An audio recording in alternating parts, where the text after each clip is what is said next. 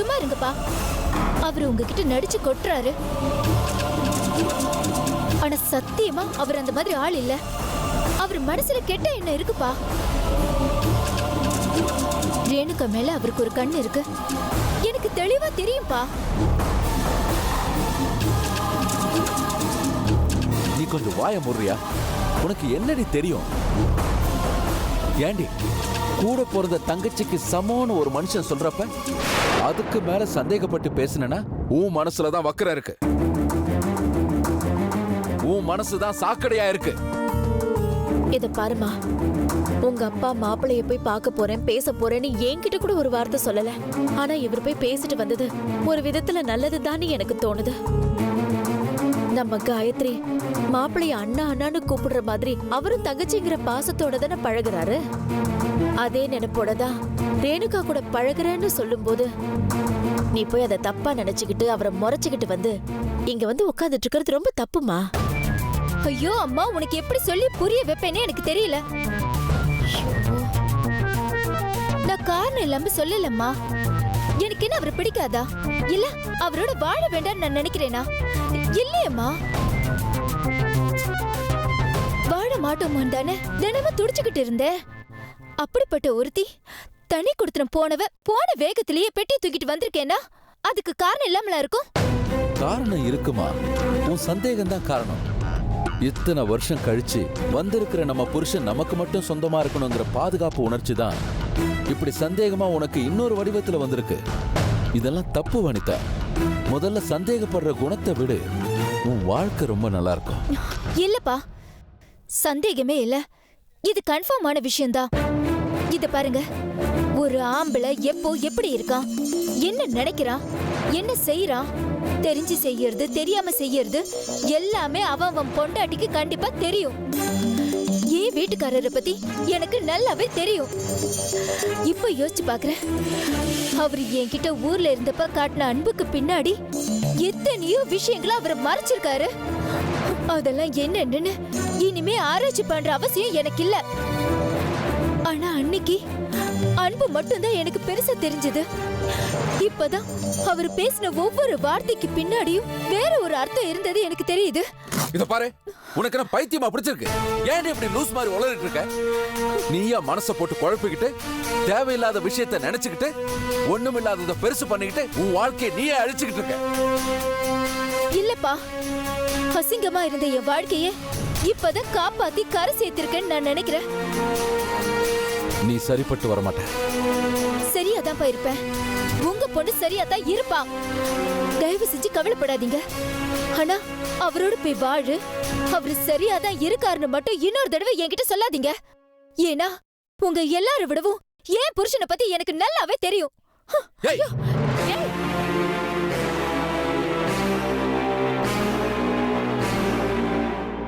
இந்த பொண்ணோட case history இந்த ஃபைல்ல தான் இருக்கு. இத சூப்பரன் கிட்ட கொடுத்துருங்க. Okay doctor. இன்னொரு 15 டேஸ்க்கு இவங்க உடம்பு ரொம்ப வீக்கா தான் இருக்கும். வேலை செய்யாம இருக்கிறது ரொம்ப நல்லது. பட் வேலைக்கு சாப்பிட்டு சரியா தூங்கி ரெஸ்ட் எடுத்தா சீக்கிரம் நார்மல் ஆயிடுவாங்க. Okay doctor.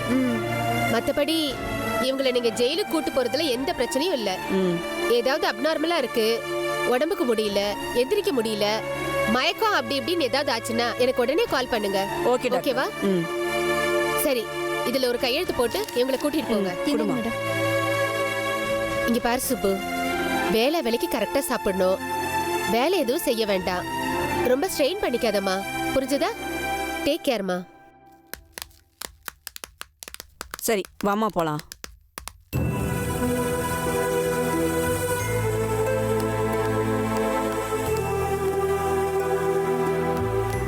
மேடம், எங்க அண்ணன் கிட்ட ஒரு நிமிஷம் பேசிட்டு வந்துடுறேன். சீக்கிரமா பேசிட்டு வா, வெளியில வெயிட் பண்றோம்.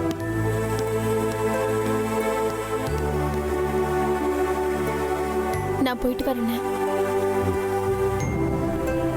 ஜாக்கிரதையா. ஆனா நான் கேட்டது நீ கன்சிடர் பண்ண மாட்டேல்ல? ப்ளீஸ் எனக்காக லாஸ்டா இந்த உதவியை பண்ணுன. என் குழந்தை சத்தியமா சாகலன்னு என் வார்த்தையை நம்பி என்னை எப்படியாவது வெளியில எடுத்தீங்கன்னா குழந்தை எங்க இருக்குன்னு நான் கண்டுபிடிச்சிருவேன். நான் பெத்த குழந்தைன்னு என் மனசு இப்படி தவிக்கும்னு உங்களால புரிஞ்சுக்க முடியலையா? இந்த பரமா, நீ பெத்த குழந்தை தாம்மா. ஆனா நான் தான் கொண்டு போய் அதை அடக்கம் பண்ணேன்னு. ஆனா அது சாகல அப்படின்னு நீ தான் சொல்லிக்கிட்டு இருக்க. எனக்கு சிரிக்கிறதா அழுவுறதானே தெரியலம்மா. அண்ணன், நீங்க சிரிக்கவும் வேண்டாம், அழவும் வேண்டாம். உங்க தங்கச்சிய இந்த ஒரு விஷயத்துல மட்டுமாவது நம்புங்க. மனச கல்லாக்கிக்கிட்டு பிடிக்கலனாலும் எனக்காக எப்படியாவது வெளியில எடுக்க பாருங்க. ப்ளீஸ், ஜஸ்ட் ஒரு 10 days தான் பரோல் கிடைக்குமான்னு பாருங்க. முடியாது, கண்டிப்பா நான் இதை அனுமதிக்க மாட்டேன். செலவு மட்டும்தான் பிரச்சனைனா கூட சரி, ஒழிஞ்சு போட்டு பரவாயில்ல. ஆனா ஓம் பைத்தியக்காரத்தனத்துக்கு இதுக்கு மேலேயே தொட போறதுக்கு நாங்க தயாரா இல்ல. முடியாது. அண்ணி, அண்ணி ப்ளீஸ் அண்ணி, தயவு செஞ்சு புரிஞ்சுக்கோங்க அண்ணி.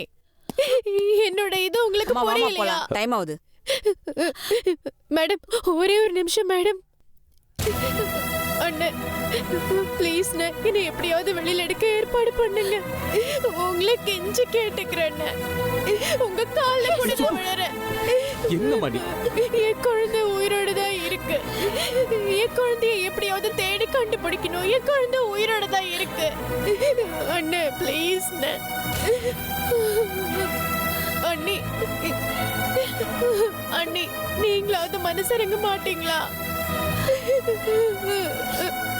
எனக்காக இதை செய்ய மாட்டீங்களா? இவ்வளவு தூரம் கெஞ்சிரல்ல, உங்க மனசுல இறக்கம் வரலையா? மேடம் ப்ளீஸ், நீங்க இவளை கூட்டிட்டு போங்க. தயவு செஞ்சு வாமா. போங்க. அண்ணி, அண்ணி ப்ளீஸ் அண்ணி. மேடம் ஒரு நிமிஷம் மேடம். அண்ணா, நீங்களாவது அன்னைக்கு எடுத்து சொல்லுங்க.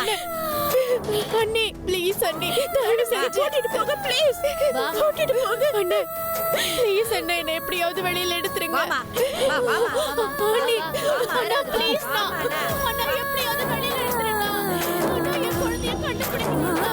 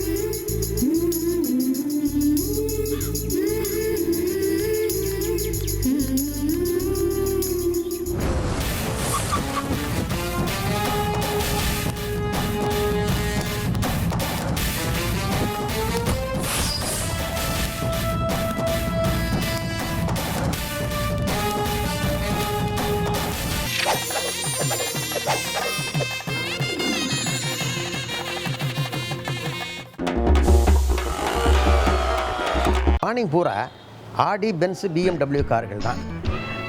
மதியம் வந்து 2 to 4 40 lakhs கீழே இருக்கிற கார்கள் தான். Akshaya Vinayaka, good morning sir. சரி, குட் நைட் சார். சிம்பு படம் வருது சார், சிம்பு படம். உங்கள் மகன் ஃபாரின் போகிறதுக்கு விசாவெல்லாம் வாங்கியாச்சு ஐயா. நல்ல வரன் பார்த்து வச்சுருக்கேன் ஐயா. அப்புறம் 6 to 9 மோட்டர் பைக். நல்ல முதலாளியாக இருக்கிறதுக்கு உங்களுக்கு ஒரு சந்தர்ப்பத்தை தர்றேன். சைக்கிளா டச் பண்ண மாட்டேன். ஆனால் என் காரை வாட்ச்மேன் என்னையே தொடக்க விட்டான். அதுதான் நம்ம கத்து. அப்புறம் நீங்கள் என்ன பண்ணுறீங்க, என் பேங்க் அக்கௌண்ட்டுக்கு பணத்தை கிரெடிட் பண்ணிடுங்க. ஓகே?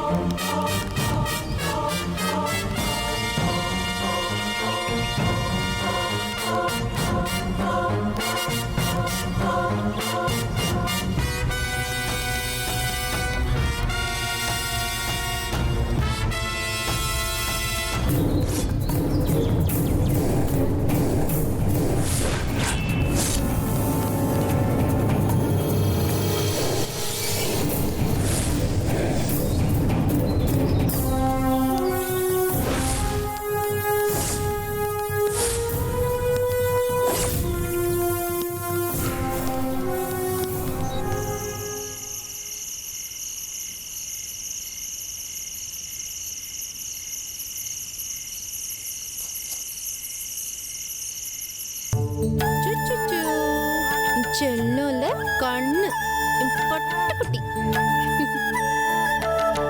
ஏமா இப்படி பண்றேன்னு அம்மா கிட்ட கேளு. அப்பா தானே விட்டுட்டு போனாரு, நான் எங்கேயும் போக மாட்டேன்னு சொல்லு. கடைசி வரைக்கும் நான் உன் கூடவே இருப்பேன், உன்னை நல்லபடியா காப்பாத்துவேன்னு சொல்லு. ஏய், ரொம்ப நேரமா போன் பேசிக்கிட்டே இருந்தீங்க, யார்கிட்ட பேசிட்டு வேற இருந்தீங்க? யார்கிட்ட பேசுவேன் காயத்ரி? அப்பா கிட்ட தான் பேசிட்டு இருந்தேன். மாமா என்ன சொன்னாங்க? அத்தை எப்படி இருக்காங்க? அவங்களுக்கு என்ன குறைச்சல்? அவங்க எல்லாரும் நல்லா தான் இருக்காங்க. என்ன வரதனை பிடிக்க முடியலன்னு அந்த இன்ஸ்பெக்டர் இன்ஃபார்ம் பண்ணியிருக்காருன்னு நினைக்கிறேன். அதை நினச்சி அப்பா கொஞ்சம் மூட் அவுட்டாக இருக்காரு. அதர்வைஸ் ஜென்ரலாக தான் பேசிக்கிட்டு இருந்தோம். நம்ம சந்தோஷமா இருக்கோம்னு சொல்லிட்டீங்களா? என்ன கேள்வி இது? இன்ஃபேக்ட் வர வரை நீ என்னை கண்டுக்கவே மாட்டேங்கிறேன், இந்த குழந்தையோட தான் நிறைய டைம் ஸ்பெண்ட் பண்ணிட்டு இருக்கேன்னு அவங்க கிட்ட சொல்லிட்டேன். என்ன பண்ண சொல்றீங்க? எனக்கு இவனை எவ்வளவு பிடிச்சிருக்கு தெரியுமா? டேய் குட்டி பையா, பேசாம என் கூட வந்துடுறியா? உன்னை மெட்ராஸ் கூட்டிட்டு போறேன். என் செல்லல நீ.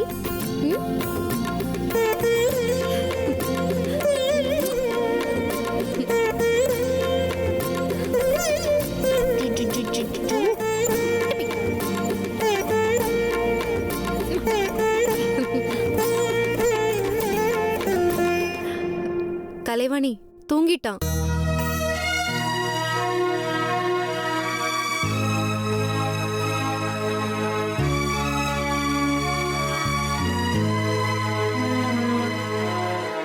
ஏய் கலைவாணி, என்னாச்சு? எதுக்கு அழற? என்ன எதுவும் தப்பா நினைச்சுக்காதீங்கம்மா. என்னோட வந்துரு, நான் சென்னைக்கு உன்னை கூட்டிட்டு போறேன்னு இத விளையாட்டுக்கு தான் சொன்னீங்கன்னு எனக்கு தெரியுமா. ஆனா மனசுக்குள்ள நான் ரொம்ப ஏங்கி போயிட்டேம்மா.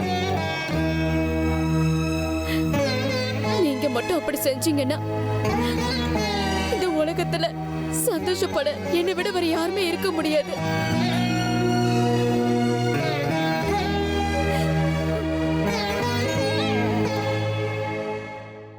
ஏய், என்ன சொல்ற? குழந்தைய கொடுத்துட போறியா? என்னால என் குழந்தைய வச்சுக்கிட்டு நானும் சந்தோஷமா இருக்க முடியாது. என்னால என் குழந்தைக்கு நிம்மதியை கொடுக்க முடியாது. எதார்த்தம் அப்படிதானையா இருக்கு. வேற என்ன செய்ய சொல்றீங்க? இங்க பாரு கலைவாணி, இன்னைக்கு நீ கஷ்டப்படுறது உண்மை. ஆனா என்னைக்கும் இதே கஷ்டம் உன் கூட இருக்காது.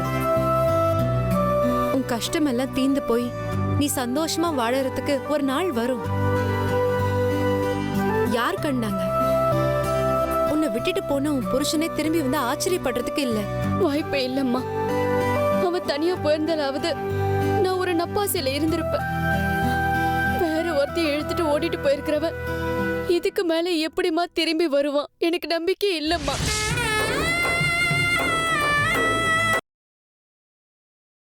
I'm sorry. உன் கதையை கேட்டால் எனக்கு சங்கடமாக தான் இருக்கு. ஆனா உனக்கு தான் அப்பா இருக்காருன்னு சொன்னேன்ல, அவரும் உன்னை பார்த்துக்க மாட்டாரா? இல்லைங்க ஐயா, நான் என் புருஷனை கூட நம்பினாலும் நம்புவேன், எங்க அப்பாவை நான் நம்பவே மாட்டேன். ஏமா அப்படி சொல்ற? செஞ்ச பாவம் அப்படி என்ன இப்படி பேச வைக்குது. நடந்ததெல்லாம் நினைச்சு பார்த்தா எனக்கு எந்த மாதிரி நினைக்க தோணல. எங்க அப்பா எனக்கு படிச்சு படிச்சு சொன்னாரு, தலைப்பாடு அடிச்சுக்கிட்டாரு. இவன் வேணாண்டி, இவன் சரியில்லை, இவனை நம்பாத, நட்டாத்துல விட்டுருவான்னு சொல்லி எத்தனையோ விதமா எடுத்து சொல்லி எனக்கு புரிய வைக்க பார்த்தாரு. அவர் சொன்னதை நான் கேட்கல. என் காதல் என் கண்ணு மறைச்சு அவனோட ஓடி போய் நான் கல்யாணமும் பண்ணிக்கிட்டேன். கல்யாணம் ஆன 3 மாசத்திலேயே வேலை கிடைச்சிருச்சுன்னு ஊருக்கு போனான். அதுக்கப்புறம் தான் நான் கர்ப்பமா இருக்கிற விஷயமே எனக்கு தெரிய வந்தது. குழந்தை பிறந்ததுக்கு அப்புறம் தான் திரும்ப வந்த அம்மா குழந்தை பிறந்திருக்குன்னு தெரிஞ்சு அடுத்த நிமிஷமே ஓடி போனவன் தான் இது வரைக்கும் திரும்ப வரவே இல்லம்மா.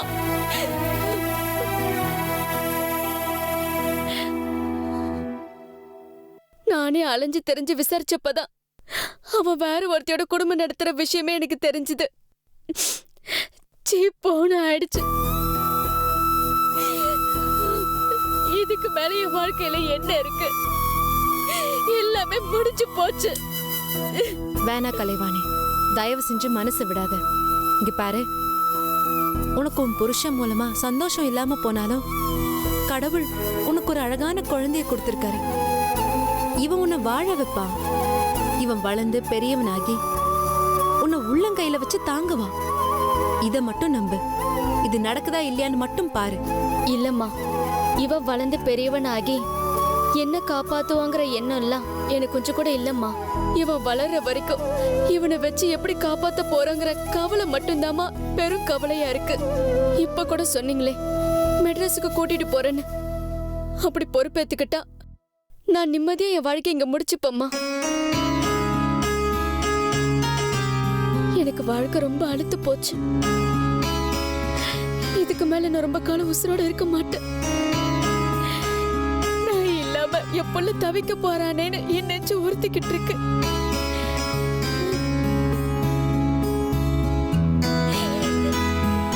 மத்தபடி நான் எதையும் நினைச்சு எந்த கனவு காணல.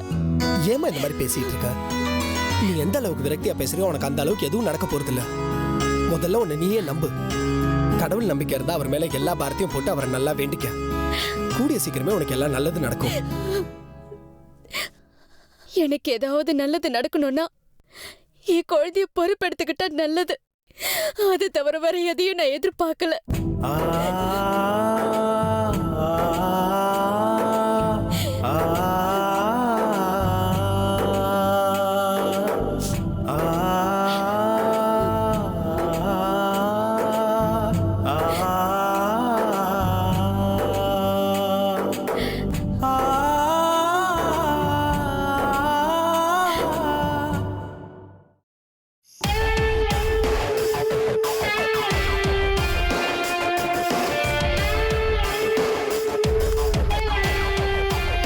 எதுக்குடா இப்படி ஓடி வர?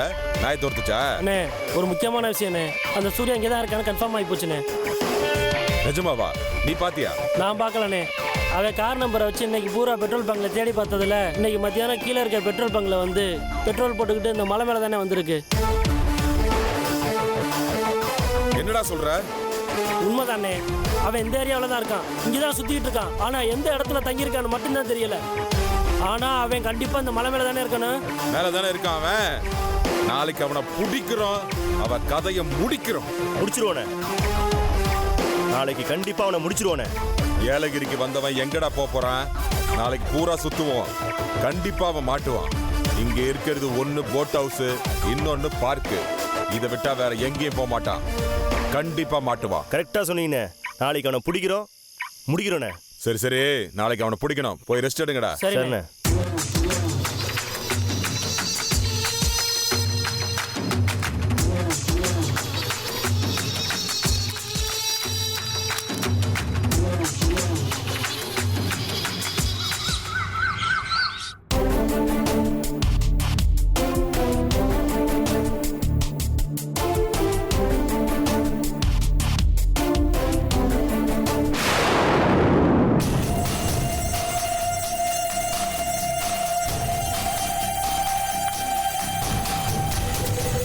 ஓஹோ, மகாராணி காலையிலே எழுந்திருச்சு பேப்பர் படிச்சுக்கிட்டே காஃபி சாப்பிட்றீங்களோ? லைஃப் நார்மலா ஸ்மூத்தா நல்லா தான் போயிட்டு இருக்குது போல. என்ன வேணும் உங்களுக்கு? எதுக்காக வந்தீங்க? வாங்க மாப்ள. எப்போ வந்தீங்க? ஏன் நின்னுட்டு இருக்கீங்க? உட்காருங்களேன். யாருப்பா மாப்ள? யாரு? இவரா?